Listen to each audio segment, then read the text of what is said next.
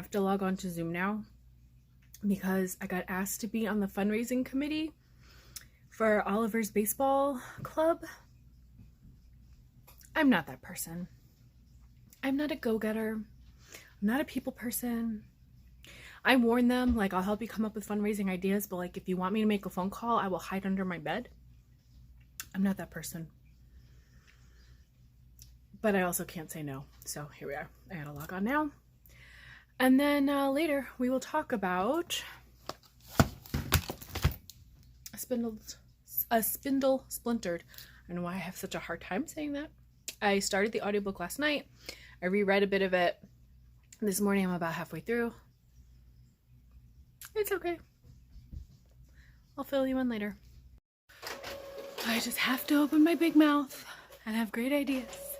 And now I have to be on another Zoom call with some other fundraising platform. I haven't read any further, but now I'm gonna go watch TV with Nate. Happy Saturday. It's finally the weekend. I feel like that's just a thing you say. The week didn't feel too long. Anyway, I'm gonna finish this book up today.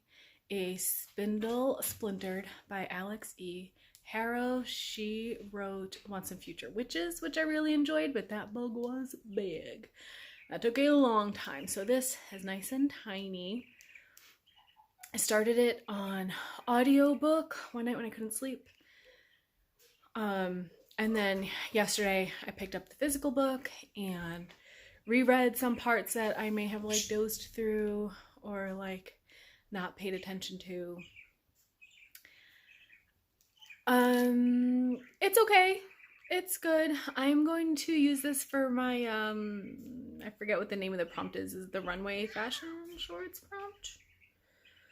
Is that the beautiful cover one? It's an okay cover. It's beautiful. I think there was a time when this was the cover I would have been attracted to. There definitely was a time when I was reading a lot more, if not exclusively, YA fantasy. Not all that long ago, maybe like maybe longer than that. I don't know, maybe like 4 years ago, 5 years ago, whenever I discovered BookTube, and like that's what the big channels were, was a lot of YA fantasy. So I think it's an okay cover.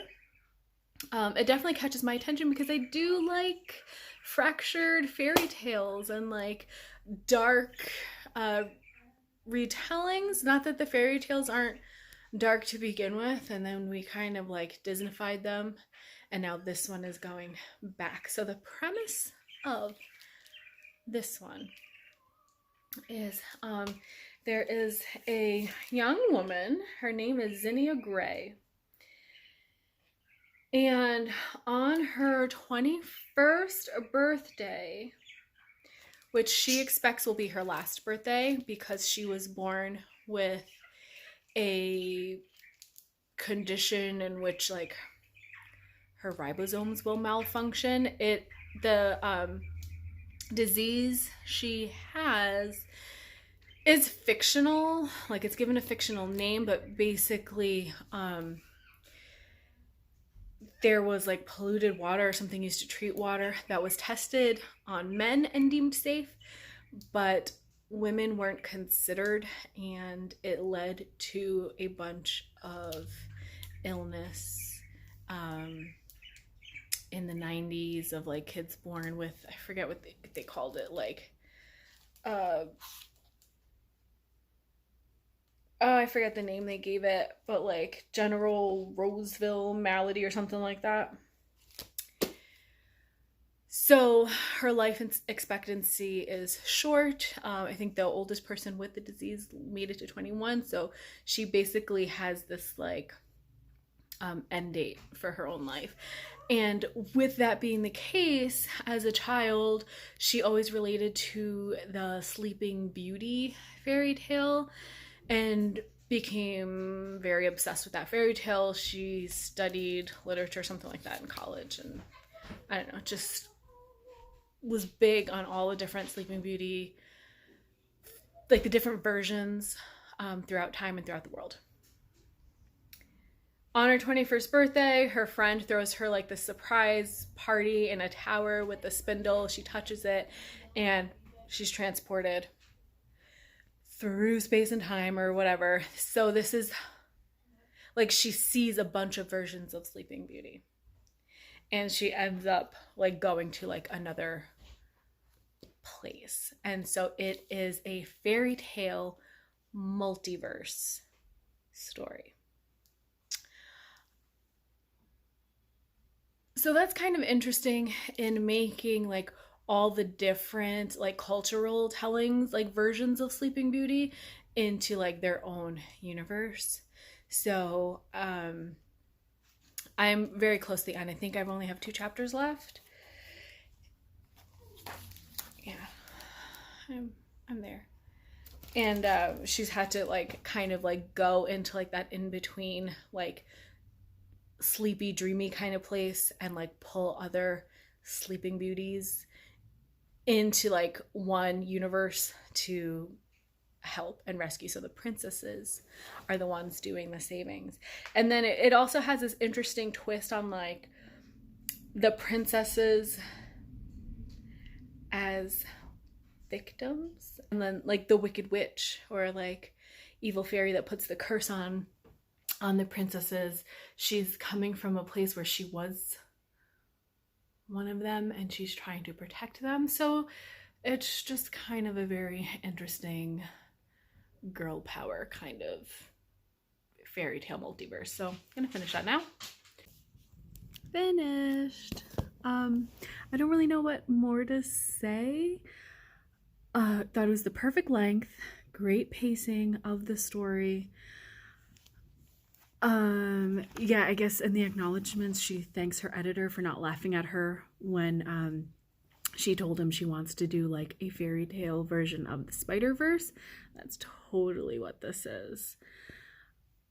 Yeah, it was pretty enjoyable. I liked it. I like her writing, but the tone was definitely that like I cope through sarcasm kind of tone, which like I get and I appreciate because hello, relatable, but it's not always the most fun to read. I guess as a 36-year-old, like it makes it sound young. I mean, she's 21, she is young.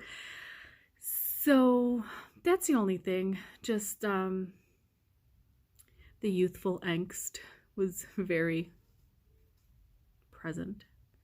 But like I said, I love fairy tales retellings.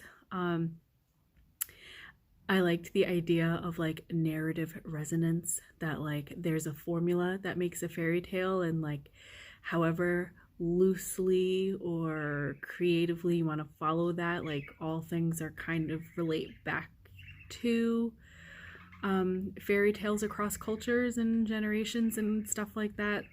So yeah, I thought it was like an interesting way to look at like what is a fairy tale, but like a damsel in distress, a curse, a rescue. And so it just plays with like, who is that damsel, what is her curse, and who's doing the rescue.